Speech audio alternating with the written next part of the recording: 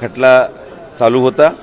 मागच्या 15 दिवसापूर्वी त्याचा निकाल माननीय सर्वोच्च न्यायालयाने दिला आणि आता विश्वस्त मंडळ स्थापन होण्याच्या दृष्टिकोनातून न्यायालयीन बाब ही आता पूर्ण झालेली आहे।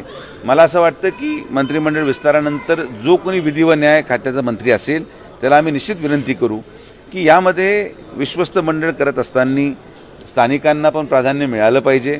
हे काय राजकीय पुनर्वसनाचं केंद्र नको। ज्या लोकांनी शिर्डी निर्माण होण्यासाठी एवढे वर्ष 30-40 वर्ष सेवा दिली, जर बाबांची खरी सेवेकरी असतात यांना संधी मिळाली तर विकास होऊ शकतो। आणि मला पूर्णपणे विश्वास आहे की आदरणीय मुख्यमंत्र्यांच्या नेतृत्वाखाली महायुती सरकारमध्ये विश्वस्त मंडळ लवकर स्थापन होईल आणि परत एकदा शिर्डीमध्ये जो काही विकास राहिलेला असेल तो माननीय या संस्थांच्या विश्वास व्यवस्थेकडून पूर्ण केला जाईल।